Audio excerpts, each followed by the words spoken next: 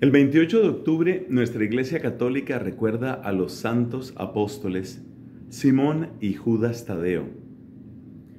Son apóstoles de los que sabemos muy poco, y como hemos comentado en otras oportunidades, esta ignorancia nuestra no es en realidad un problema, sino es una oportunidad sobre lo que significa el don de los apóstoles y el don del apostolado en la iglesia.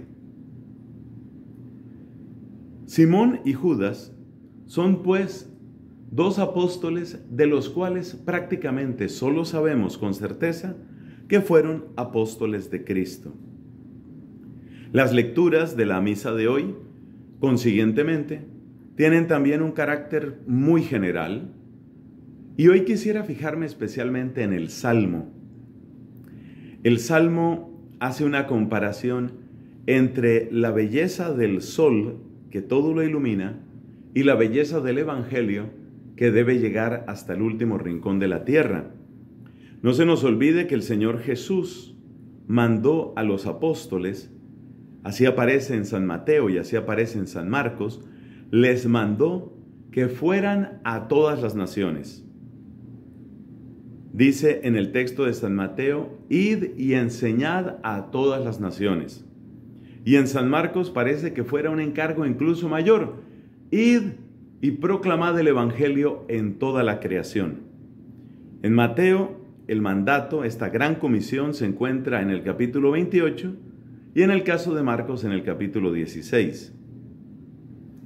Pues el salmo que nos ofrece la iglesia y que quiere que meditemos en esta fiesta de los apóstoles Simón y Judas es el Salmo número 18 en la numeración de la liturgia, que es el Salmo 18b en la numeración usual de las Biblias.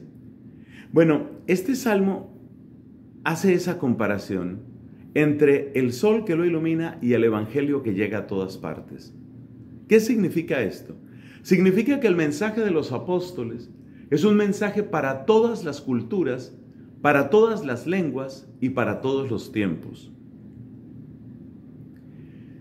Y yo no puedo mencionar esto sin acordarme del Sínodo de la Amazonía y especialmente de la insistencia, a mi juicio, un poco unilateral, en el tema de la inculturación.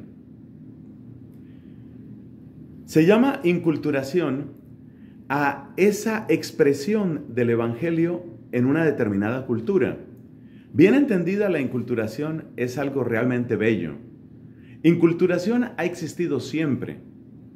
Cuando el apóstol San Pablo va a predicar en el mundo latino o en el mundo griego, es decir, lo que era la cuenca del Mediterráneo en aquel siglo I, evidentemente él hace un proceso de inculturación.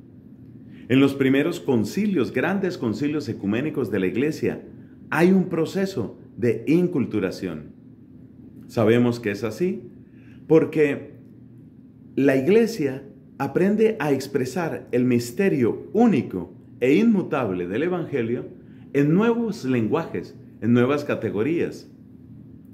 Pero es ahí donde está el cuidado que debemos tener.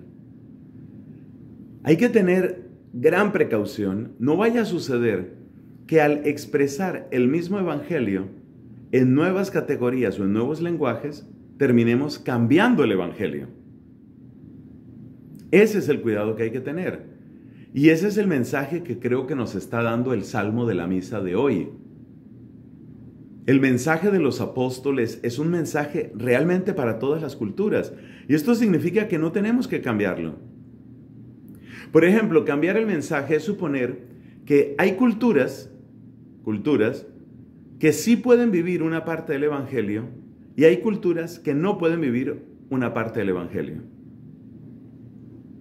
Cuando nosotros empezamos a creer que el pertenecer a esta cultura o a esta cultura depende si vamos a vivir todo el Evangelio o una parte o vamos a cambiar, ahí estamos negando el gran mensaje de la fiesta de hoy. Porque la fiesta de hoy nos está diciendo que el mismo y único Evangelio es capaz de iluminar a todas las culturas. Veamos un ejemplo típico. Nosotros sabemos que el Evangelio tiene unos sacramentos. Supongamos que alguien dijera, la concepción que la Iglesia Católica tiene del matrimonio no se puede aplicar en las culturas de Asia o en las culturas de África. No se puede aplicar. ¿Qué estaría diciendo esa persona? Estaría diciendo que el Evangelio sí se puede vivir en Europa o en Norteamérica o en Sudamérica, pero que no se puede vivir en esas partes de Asia o de África. Y ese no sería el Evangelio del que nos hablan las lecturas de hoy.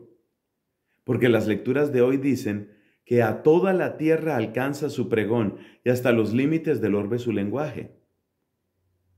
Es posible que algunos aspectos del Evangelio sean más difíciles de vivir en unas partes que en otras. Es posible que, por ejemplo, el tema de la monogamia y la fidelidad matrimonial sean más difíciles en unos países que en otros. Eso es natural. Es muy probable que la sobriedad o la generosidad o la alegría se puedan vivir más o menos fácilmente en una parte o en otra. Pero una cosa es la facilidad o dificultad para vivir una parte del Evangelio y otra cosa es que empecemos a creer que ese Evangelio no se puede vivir en otras partes. Qué bueno recordar esto, qué bueno recordar la fuerza que tiene el Evangelio. Es que lo que nos ha dado Cristo derramando su sangre en la cruz es demasiado, demasiado. Es demasiado amor, es demasiada fuerza, es demasiada eficacia del amor divino en nuestras vidas. Y cometeríamos un gran error si pensamos que ese Evangelio toca cambiarlo simplemente porque llegamos a la Amazonía, o ese Evangelio toca cambiarlo porque ahora llegamos a África, o toca cambiarlo porque llegamos a Japón. Es un delicado balance, pero hay que estar muy despiertos, y estar despiertos en estas circunstancias es tarea de todos.